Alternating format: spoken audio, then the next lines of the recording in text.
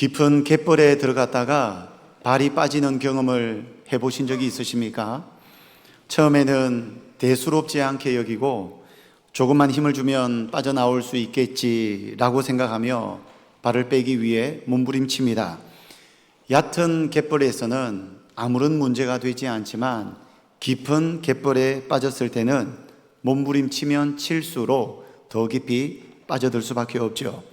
실제 해양경찰청 통계에 의하면 2026년 1월부터 4월 달까지 불과 4개월 동안에 갯벌 사고가 26건 발생하였고, 그리고 사망과 실종도 4명으로 집계가 되었다고 합니다.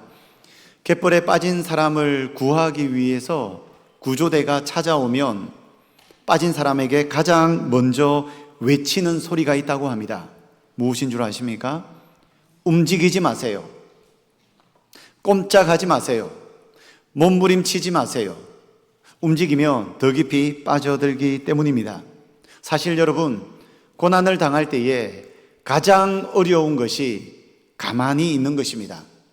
아무것도 하지 않고 이대로 있다가 정말 인생이 망하는 것 아닌가라는 두려움이 엄습하여 가만히 있어야 함에도 불구하고 무엇인가를 하다가 낭패를 당하기가 십상이죠. 누군가가 끌어올려 주어야만이 안전할 때가 있습니다. 우리도 세상을 살아가는 중에 고난을 마주하면 우리의 힘과 능력으로 그 문제를 돌파하기 위해서 발버둥 칠 때가 있습니다. 그런데 우리 힘으로 풀지 못하는 인생의 숙제가 있죠. 이때는 누군가가 손을 내밀어 끌어올려 주어야 합니다. 우리를 끌어올리시고 구원하시는 분이 계시죠. 누구이십니까? 여호와 하나님이신 줄로 믿습니다. 오늘 시편 40편 말씀은 다윗이 고난의 구덩이에 빠졌을 때, 자신의 힘으로 구원을 이룰 수 없을 때 여호와 하나님이 손을 내밀으시고 그를 끌어올리셔서 구원하시고 하나님 앞에 찬양하는 내용인데, 이 찬양이 여러분들의 입술의 고백이 될 수 있기를 예수님의 이름으로 축복합니다. 오늘 본문 2절 말씀을 보시면 다윗이 이렇게 고백하죠.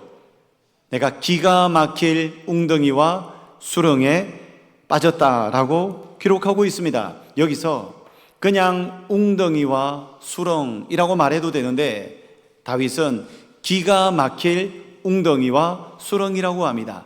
기가 막히는 거죠. 기가 막히다라는 단어의 의미는 끔찍하고 소름 끼친다는 의미인데, 지금 다윗은 끔찍한 소름 끼치는 구덩이에 빠져서 아무것도 할 수 없는 지경에 이르렀습니다.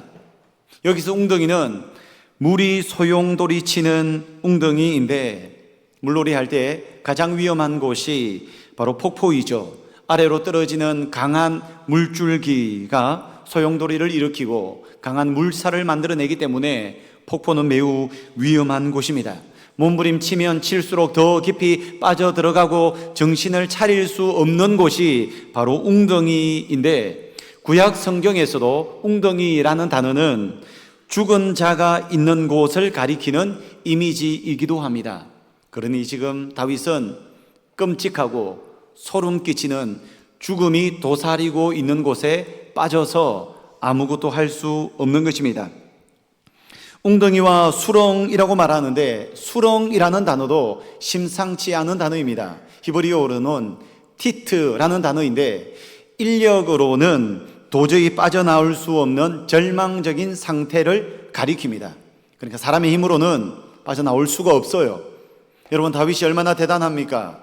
얼마나 많은 전쟁에서 승리하였고 이스라엘이라고 하는 대국을 이끄느라 정치적으로나 여러 면모에 있어서 얼마나 지혜롭습니까? 그럼에도 불구하고 그 대단한 다윗조차도 연약한 인간이기에 빠져나올 수 없는 웅덩이와 수렁에 갇히고 빠져든 것입니다.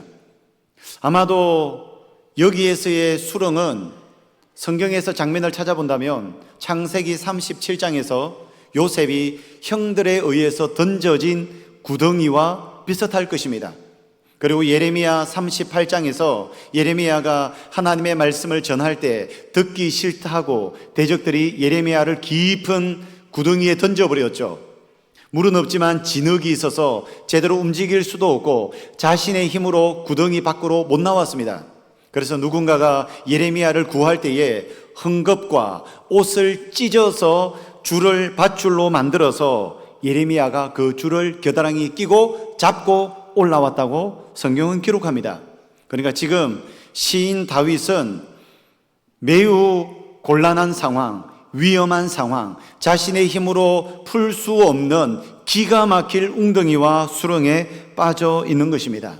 몸부림치면 칠수록 더 빠져드는 웅덩이, 인간의 힘으로 절대 해결할 수 없는 절망적인 수렁, 이곳에 갇혀 있는 것입니다. 물론 다윗이 지금 자신이 당하고 있는 고난을 기가 막힐 웅덩이와 수렁이라는 단어를 사용하지만 실제 물리적으로 웅덩이에 빠졌거나 수렁에 갇힌 것은 아닐 것입니다. 시편 40편은 문학 장르상 시입니다. 시가 무엇입니까? 자신의 감정과 느낌과 생각과 마음을 여러 가지 비유로 표현하는 것이 바로 시입니다. 그러니까 물리적 웅덩이와 수렁에 빠진 것은 아니지만 기가 막힐 웅덩이와 수렁으로 표현하는 것으로 보아서 자신의 힘으로 감당할 수 없는 고난 가운데 빠진 것은 분명한 것 같습니다. 어떤 종류의 고난이었을까요? 시편 40편이 17절까지 있는데 12절에서 17절 말씀을 보면 다윗이 처한 고난, 환난이 무엇인지 힌트를 얻을 수 있습니다. 먼저 여러 가지 중에 첫 번째 다윗이 당한 고난 한번 찾아볼까요? 12절 말씀을 먼저 자막 보면 같이 읽어봅니다. 수많은 재앙이 나를 둘러싸고 나의 죄악이 나를 덮침으로 우러러 볼 수도 없으며 죄가 나의 머리털보다 많으므로 내가 낙심하였으니이다. 제일 앞에 보시면 수많은 재앙이 나를 둘러쌌다고 합니다. 수많은 재앙. 그러니까 지금 다윗이 당하고 있는 고난은 한 가지 고난이 아닙니다. 한 가지 어려움이 아닙니다. 여러 가지 셀 수 없이 많은 골칫거리들이 다윗의 인생에 계속적으로 찾아오고 있는 것입니다. 마치 거친 풍랑 속에 파도가 일어날 때 파도가 한 번 치면 그 다음 파도가 또 몰려오고 그 다음 파도가 또 몰려오고 지속적인 파도로 인하여서 다윗은 정신을 못 차리는 상황에 놓여 있는 것입니다. 수많은 재앙들이죠. 여러분, 고난은 특성이 있는데 도적대처럼 몰려오는 특성이 있습니다. 한 가지 고난만 당해도 감당하기가 어려운데 어떤 경우에는 마치 도적대처럼 아주 많은 고난이 지속적으로 반복적으로 한꺼번에 찾아와서 우리를 난도질하는 경우가 있습니다. 한 가지도 감당하기 쉽지 않은데 도적대의 고난을 당할 때는 우리는 숨 쉴 여유도 없고 주저앉아 버릴 수 있죠. 쉽게 말하면 건강에도 문제가 생길 수 있고 자식까지 내 마음대로 되지 않고 부모님을 보살피는 것도 어렵고 부부관계도 껄끄럽고 직장도 뭔가 답답한데 돌파구는 찾지 못하고 그 중에서도 미래가 보이지 않아 소망조차 품지 못하는 여러 가지 종류의 고난이 도적대처럼 우리에게 몰려올 수 있습니다. 여러분, 성경에서 도적대 고난을 당한 대표적인 사람 누가 생각나십니까? 2주 전에 우리가 읽고 설교를 들었죠. 바로 욥입니다. 여러분, 욥기 1장을 보시면 3번 반복되는 특별한 문장이 있는데 3번 반복됩니다. 이렇게 말합니다. 아직 말하는 동안에 또 한 사람이 와서 아뢰되. 아직 말하는 동안에 무엇을 말하냐면, 주인이시여, 바람이 불어서 짐승이 재산이 죽고 말았습니다. 종들이 죽고 말았습니다. 적들이 쳐들어와서 종들을 죽이고 재산들을 모두 다 훔쳐갔습니다. 아직 말하고 있는 동안에 또 다른 사람이 찾아와서 고난에 대한 보고를 또 하는 거예요. 고난이 찾아왔는데 또 고난이 찾아오고 또 고난이 찾아와서 도적대처럼 찾아온 고난으로 인하여 욥은 숨쉴 겨를이 없었습니다. 욥의 고난 잘 아시죠? 전 재산을 잃었습니다. 사랑하는 10명의 자녀를 한꺼번에 잃었습니다. 자신의 건강까지 잃었습니다. 하나님은 보이지 않습니다. 아내는 욥에게, 남편에게 하나님을 저주하고 죽어라 라고 하며 욥을 답답해합니다. 고난에는 이런 특성이 있어요. 우리가 살아가는 중에 도적대와 같이 우리를 엄습하는 고난을 당할 때가 있는데, 지금 시인 다윗이 그런 고난을 당하고 있는 것 같습니다. 12절 자막을 한 번만 더 띄워주시겠습니까? 다윗이 당하는 고난을 이어서 계속 살펴보면, 수많은 재앙과 더불어 다윗을 고통스럽게 하는 것이 무엇입니까? 나의 죄악이 나를 덮침으로. 누구의 죄악이요? 다른 사람의 죄악이 나를 덮친 것이 아니라 내 죄가 나를 덮쳤다고 합니다. 그리고요, 죄가 나의 머리털보다 많다고 합니다. 누구의 죄가요? 다윗의 죄가 자신을 괴롭히고 있는 것입니다. 여러분, 고난을 당할 때는 정신을 바짝 차려야 합니다. 그리고 하나님 앞에 나아가서 간구해야 합니다. 그런데 우리는 고난을 당할 때 오히려 죄의 자리로 도망갈 때가 있습니다.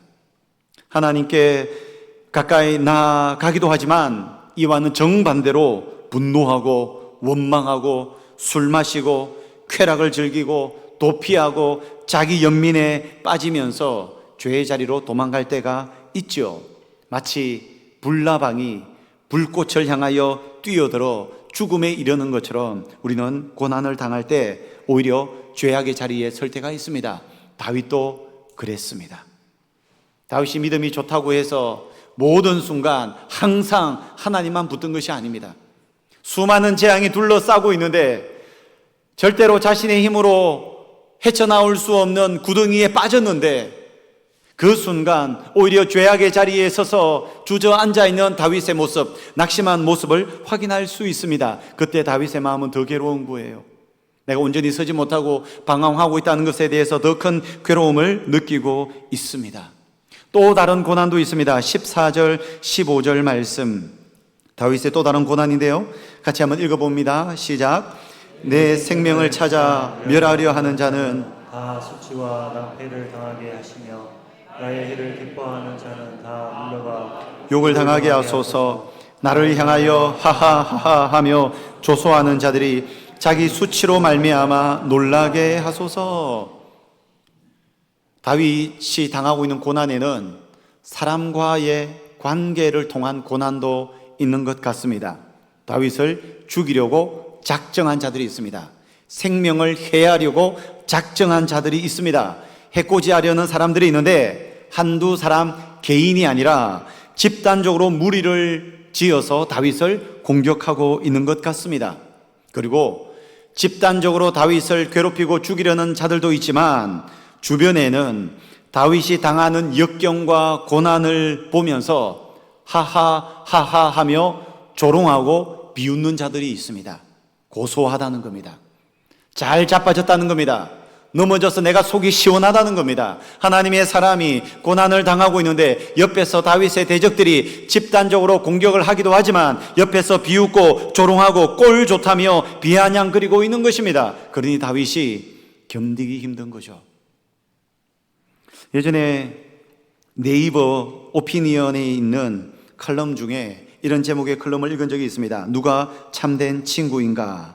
이런 제목인데요, 여러분, 누가 진짜 참된 친구, 좋은 친구일까요? 칼럼의 요지는 그랬습니다. 우리는 흔히 좋은 친구라고 하면 슬픔을 당할 때 같이 울어주고 아파해 주는 사람을 좋은 친구라고 합니다. 물론 좋은 친구입니다.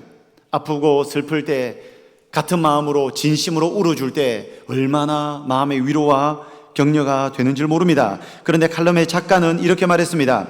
진짜 좋은 친구가 아니더라도 슬픔을 당하는 사람 옆에서 울어주고 아파해 줄 수 있다. 그런데 진짜 좋은 친구는 나에게 정말 좋은 일이 생겼을 때 전혀 질투하지 않고 진심으로 축복하고 즐거워하는 사람이다. 여러분, 어떻게 생각하세요? 우리에게는 두 가지가 다 필요합니다. 우리 수산교회 성도 공동체는 한 가족입니다. 우리 가족은 눈물 흘려야 할 때 같이 울어주고 즐거운 일이 생겼을 때 같이 기뻐하는 공동체인 줄로 믿습니다. 그래서 로마서 12장 15절 이렇게 기록하고 있습니다. 같이 한번 읽어봅니다. 시작. 즐거워하는 자들과 함께 즐거워하고 우는 자들과 함께 울라. 저는 우리 수산교회가 이런 공동체가 됐으면 좋겠어요. 슬픔과 아픔으로 눈물 흘리는 자들 위해서는 마치 내 일인 것처럼, 아니 오히려 내 일보다 더 심각하게 받아들이고 눈물 흘리고 부르짖을 수 있는 교회, 그리고 누가 잘 된다면, 누가 좋은 일이 생겼다면 나보다 더 기뻐하며 즐거워하고 축복해 줄 수 있는 공동체가 될 수 있기를 진심으로 소망합니다. 다윗은 수많은 재앙에 둘러싸였는데 그 재앙 중에 한 가지가 주변 사람들에 의해서 물리적 공격, 정신적 공격, 조롱, 비웃음까지 받고 있었습니다. 다윗이 경험하고 있는 기가 막힐 소름 끼치고 끔찍한 웅덩이와 수렁, 12절에서 17절까지 간단하게 살펴보았는데 정리를 해보면 수많은 재앙에 둘러싸였다고 했습니다. 그의 생명을 해하려 하는 자들이 있었고, 곁에서 비아냥거리며 조롱하는 자들이 있었고, 셀 수 없이 많은 골칫거리들이 있었고, 심지어 자신의 죄악에 의해서 낙심까지 한 상태였습니다. 이것이 다윗의 모습이었습니다. 이스라엘의 대왕조차도 자신의 힘으로 스스로 빠져나올 수 없는 구덩이에 다윗이 빠진 것입니다. 오늘 이 자리에 예배하는 여러분들은 어떤 상황 속에 계십니까? 혹시 내가 아무리 노력해도 절대로 해결할 수 없고 돌파할 수 없는 깊은 웅덩이에 빠져 계십니까? 풀어나갈 수 없는, 돌파할 수 없는 구덩이에 빠져 계십니까? 곁에서 공격하고 조롱하는 사람들로 인하여서 정신적 스트레스를 받고 계십니까? 그러는 중에서도 영적으로 온전하지 못하여 오히려 죄악 가운데 거하며 낙심한 채 두 손 놓고 그저 주저앉아 있는 분이 계십니까? 오늘 여러분들의 삶이 어떤 모습이든 오늘 말씀을 통하여서 다윗이 기가 막힐 웅덩이와 수렁에서 어떤 태도를 보였는지 다윗의 지혜를 배울 수 있기를 소망합니다. 다윗이 기가 막힐 웅덩이와 수렁에 빠졌을 때 무엇을 했을까요? 우리는 또 무엇을 해야 할까요? 우리 1절 말씀 자막 보면서 같이 한번 읽어보겠습니다. 시작. 내가 여호와를 기다리고 기다렸더니 귀를 기울이사 나의 부르짖음을 들으셨도다. 다윗은 부르짖었습니다. 여호와 하나님을 기다리고 기다리면서 기가 막힐 웅덩이와 수렁에서 여호와 하나님 앞에 부르짖었습니다. 그의 힘으로 할 수 있는 것이 아무것도 없습니다. 그의 지혜와 능력으로 돌파할 수 없는 문제 앞에서 다윗이 한 것은 하나님 앞에 탄식하며 부르짖었습니다. 여러분, 오늘 설교 제목이 부르짖는 기도입니다. 설교 제목을 부목사님에게 보냈더니 부목사님이 목사님 오타가 났습니다 말하더라고요. 어제 저녁에 저희 아내가 주보를 미리 보고는 오타가 났다고, 주보 잘못 나왔다고 이야기하더라고요. 오늘 일부 예배를 마치고 우리 장로님 중에 한 분이 목사님 오타 난 것 같은데요 라고 말씀하시더라고요. 아닙니다. 부르짖는 기도는 문법적으로는 틀렸지만 부르짖는 기도를 더 강조하고 싶은 목사의 마음에 부르짖는 기도를 넘어서 우리가 부르짖는 심정으로 기도해야 된다는 마음으로 이렇게 제목을 정했습니다. 내 마음을 찢는 심정으로, 내 목소리를 찢는 심정으로, 욥이 고난을 당할 때 그의 겉옷을 찢었던 것처럼 옷을 찢는 심정으로, 마음을 찢는 심정으로 하나님 앞에 나아가 부르짖을 때에 하나님의 놀라운 은혜와 역사가 나타나는 줄로 믿습니다. 앞서 도입부에서 말씀드렸던 것처럼 여러분, 어떤 종류의 고난 앞에서는 우리가 아무것도 하지 말아야 할 때가 있습니다. 깊은 갯벌에 빠졌을 때 구조대가 와서 움직이지 마세요, 꼼짝하지 마세요, 우리가 끌어올리겠습니다 라고 말하는 것처럼 어떤 고난 앞에서 우리는 가만히 있어야 할 때가 있습니다. 이때 누가 우리를 끌어올려 주신다고요? 2절 전반부 말씀 같이 한번 읽어볼까요? 나를 기가 막힐 웅덩이와 수렁에서 끌어올리시고, 누가 다윗을 웅덩이와 수렁에서 끌어올리셨습니까? 여호와 하나님께서 끌어올리신 줄로 믿습니다. 다윗 스스로 빠져나온 게 아니에요. 다윗의 지혜와 힘으로 나온 것이 아닙니다. 여러분, 고난의 구덩이에, 도적대와 같은 고난이 우리를 엄습할 때에 하나님 앞에 부르짖으실 수 있기를 예수님의 이름으로 축복합니다. 시편을 보시면 시인이 고난의 때에 하나님 앞에 부르짖었다는 내용이 정말 많습니다. 성경에는 성도가 환난 중에 타락한 세상에서 고난당할 때 부르짖으라는 내용이 너무너무나도 많습니다. 몇 구절을 찾아볼까요? 시편 22편 2절 말씀 같이 읽어봅니다. 내 하나님이여, 내가 낮에도 부르짖고 밤에도 잠잠하지 아니하오나 응답하지 아니하시나이다. 시인이 낮에도 부르짖고 밤에도 잠잠하지 않아요. 부르짖으며 하나님 앞에 간구합니다. 시편 39편 12절 말씀 같이 읽어봅니다. 여호와여, 나의 기도를 들으시며 나의 부르짖음에 귀를 기울이소서. 내가 눈물 흘릴 때에 잠잠하지 마옵소서. 시편 18편 6절 읽습니다. 내가 환난 중에서 여호와께 아뢰며 나의 하나님께 부르짖었더니 그가 그의 성전에서 내 소리를 들으시며 그의 앞에서 나의 부르짖음이 그의 귀에 들렸도다. 성경은 성도가 환난을 당할 때 부르짖으라고 말씀합니다. 왜 그럴까요? 부르짖을 때 주님은 반드시 역사하시는 줄로 믿습니다. 우리를 끌어올리시는 줄로 믿습니다. 그런데 우리가 부르짖을 때에 꼭 기억해야 할 태도가 있습니다. 바로 기다려야 한다는 것입니다. 기다려야 합니다. 그래서 1절에서 다윗이 어떻게 말합니까? 내가 여호와를 기다렸더니. 한 번만 기다렸다라고 표현해도 되는데 의도적으로 시인은 여호와를 기다렸다라고 말씀하고 있습니다. 무슨 의미입니까? 지독하게 기다렸다는 겁니다. 하나님이 일하심을 기다렸다는 겁니다. 기다림이 길어질수록 깊어질수록 부르짖는 기도는 더욱더 간절했습니다. 여러분, 믿음에 또 다른 이름이 있습니다. 기다림입니다. 우리는 고난의 때에 아무것도 하지 않고 기다린다는 것이 얼마나 힘든지 우리는 잘 알고 있습니다. 마음이 조급해요. 마음이 바빠요. 빨리 결판이 났으면 좋겠어요. 빨리 하나님이 일하셨으면 좋겠어요.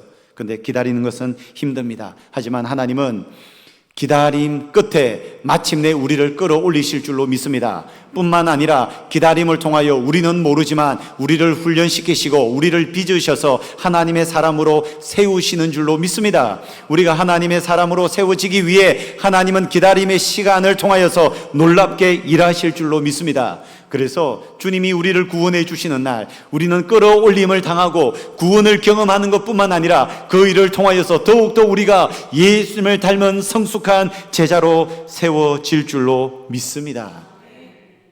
기다리며 기도할 때 주님이 보이지 않고 느껴지지 않는 순간이 있지만 그때도 주님은 우리의 기도를 듣고 계십니다. 1절 후반부 말씀 같이 한번 읽어볼까요? 귀를 기울이사 나의 부르짖음을 들으셨도다. 주님이 그저 들었다고 말씀하지 않습니다. 우연히 들었다고 말씀하지 않습니다. 오늘 본문에서 1절 후반부에서 하나님이 들으셨는데 어떻게 들으셨다고요? 귀를 기울이셨다고요. 따스하게 온유하게 우리의 고난을 주목하고 계시며 우리 곁에 가까이 오셔서 우리는 못 느끼지만 주님은 귀를 기울이셔서 우리의 부르짖는 기도를 다 들으신 줄로 믿습니다.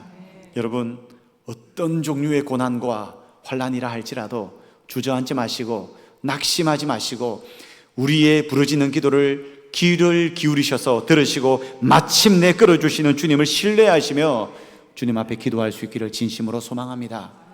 오늘 시편 40편은 감사시라고 하기도 하고 탄식시라고 하기도 합니다.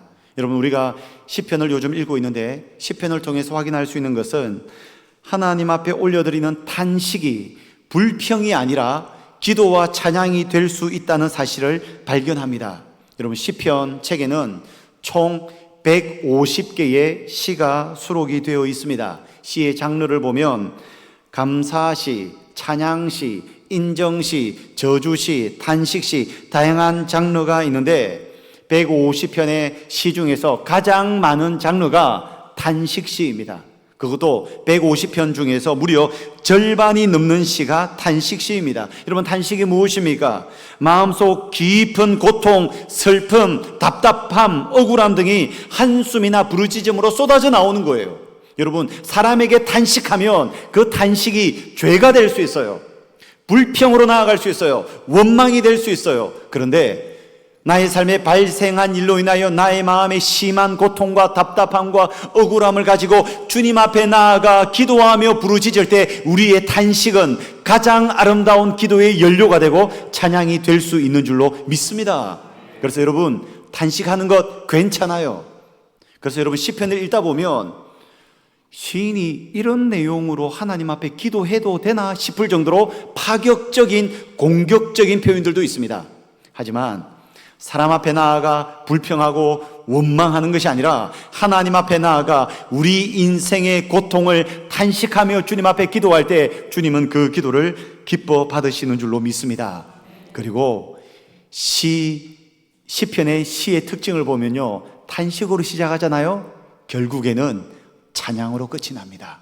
이게 성도의 삶의 특별함입니다. 여러분들의 삶에 발생하는 고난으로 인하여서 탄식할 수 있으나 하나님은 그 탄식으로 여러분들의 인생을 절대로 끝내지 않는다고요. 그 탄식을 통하여서 기도가 터져 나오게 하고 마침내 기도가 응답되어서 수렁에서 끌어올리셔서 우리로 인하여 새 노래 찬양을 하게 하실 줄로 믿습니다. 그래서 여러분, 저는 시편이 너무 좋아요. 시편을 보면 인간의 만 가지 감정이 다 들어있어요. 저는 다윗이 참 감성적인 사람이라서 참 좋아요.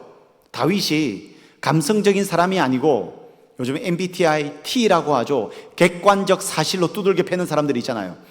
다윗이 그런 사람이었다면 우리는 이 아름다운 시를 만날 수가 없어요. 다윗은 굉장히 감성적이에요. 감성적인 정도를 넘어서서 감정적이에요. 그냥 들에 핀 꽃 하나를 보아도 눈물을 주르르 흘러내리고 어떤 대적들의 공격을 받을 때 마음속에 풍성한 어떤 감성적인 것들이 발생해서 이런 것들을 아름답게 시로 표현했잖아요. 이 시들을 통하여서 우리가 공감할 수 있고 동질감을 느낄 수 있고 도전받아서 주님 앞에 다윗처럼 기도하는 중에 주님이 우리의 입술을 통하여 탄식을 넘어 찬양으로 우리를 이끄실 줄로 믿습니다. 사랑하는 여러분, 탄식이 터져 나오는 상황이 계십니까? 꼭 기억하십시오. 주님이 여러분들의 탄식을 찬양으로 바꾸어 주실 줄로 믿습니다. 하나님께서 어떻게 일하셨습니까? 2절 후반부 말씀 같이 한번 읽어볼까요? 내 발을 반석 위에 두사 내 걸음을 견고하게 하셨도다. 하나님이 기가 막힐 웅덩이와 수렁에서 시인을 끌어올려 주셨습니다. 끌어올려 주신 것으로 끝난 것이 아니라 또 빠질 수가 있으니 이번에는 아예 반석 위에 시인의 발을 두셨다고요.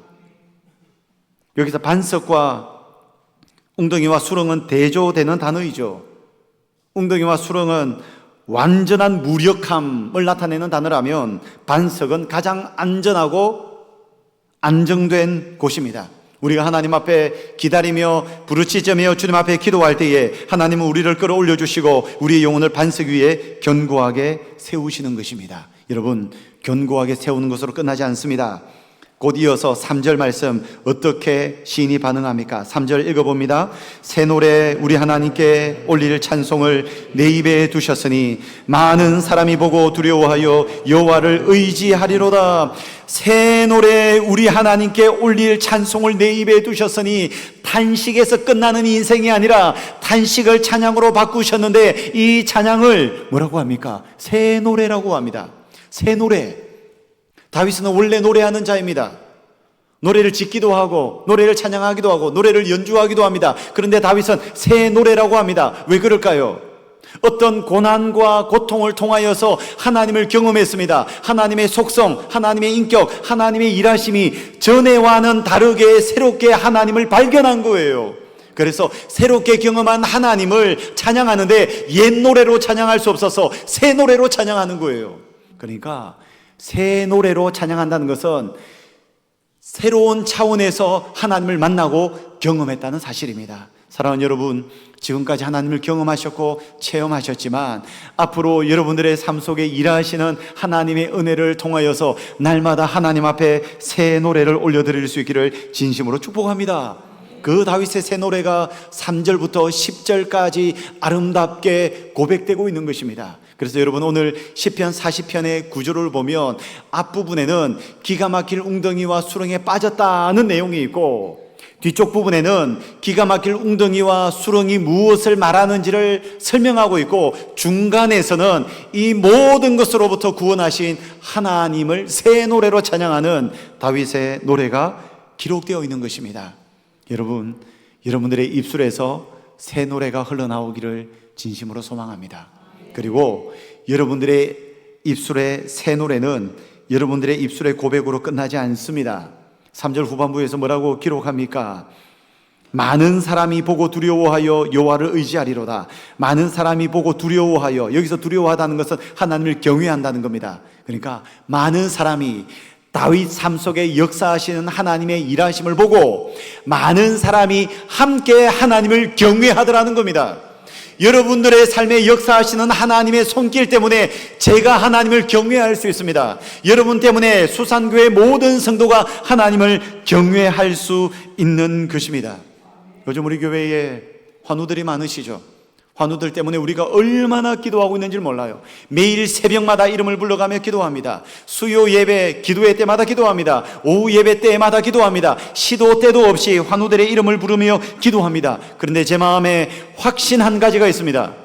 하나님이 그 환우의 질병을 고치는 것을 통하여서 그 환우의 입술을 통하여 새 노래를 부르게 하실 것입니다. 탄식을 넘어 찬양하게 하실 것입니다. 그런데 그 찬양이 환우에게만 머무는 것이 아니라 수산교회 공동체 모두가 새 노래를 부르게 될 줄로 믿습니다. 2026년도 왜 우리에게 환우들이 많을까요? 하나님이 우리를 괴롭히기 위해서 아닙니다. 수산교회가 새 노래로 하나님을 찬양하게 하기 위함인 줄로 믿습니다. 그래서 우리 교회는 우는 자들과 함께 울고 웃는 자들과 즐거워하는 자들과 함께 즐거워할 수 있는 복된 한몸 공동체인 것입니다. 말씀을 정리합니다. 시편 40편을 통해서도 우리는 예수님을 묵상할 수 있습니다. 다윗은 타락한 세상에서 어쩔 수 없이 본인은 원하지 않았지만 타락한 세상을 살다 보니 기가 막힐 웅덩이와 수렁에 그만 빠지고 말았습니다. 하나님께서 끌어올려 주셔서 구원을 경험하였죠. 하지만 예수님은 어떻습니까? 하늘 보좌를 버리시고 예수님이 직접 친히 자발적으로 기가 막힐 웅덩이와 수렁으로 내려오셨습니다. 그리고 심지어 그곳에서 십자가를 지심으로 죽으셨습니다. 그리고 무덤 속으로 들어가셨습니다. 왜 이를 행하셨습니까?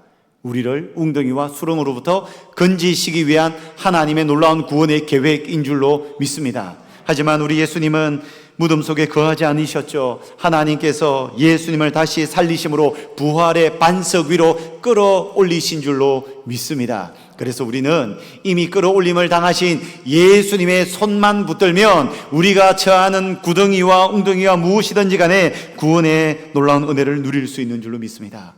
여러분, 우리가 살아가는 세상 어떻게 고난을 피합니까? 어떻게 질병을 피합니까? 어떻게 사건 사고를 피합니까? 우리 인생의 고난은 동반자일 수밖에 없습니다. 그런 측면에서 세상살이 전체가 웅덩이와 수렁일 수 있습니다. 하지만 걱정하실 필요가 없습니다. 왜 그렇습니까? 예수님께서 재림하시는 그날, 이 땅에 오시는 그날 세상이라는 웅덩이와 구렁텅이에서 새 하늘과 새 땅이라는 반석으로 우리를 끌어올리실 줄로 믿습니다. 그날 들림을 받아 새 하늘과 새 땅에서 영원토록 영생을 누리며 새 노래로 여호와 하나님을 찬양하게 될 줄로 믿습니다. 여러분, 소망을 갖고 사시기를 예수님의 이름으로 축복합니다. 하나님 아버지, 감사합니다. 그 어떤 환난과 고난 가운데서도 탄식으로 인생을 시작하였으나 결국 새 노래로 하나님을 찬양했던 다윗의 삶을 살펴보았습니다. 우리가 지금은 탄식하고 신음하고 끙끙 앓을 수 있지만 마침내 우리 입술을 통하여 주님을 찬양하며 감사가 넘치는 삶으로 인도하실 것을 믿습니다. 예수님의 이름으로 기도하옵나이다. 아멘.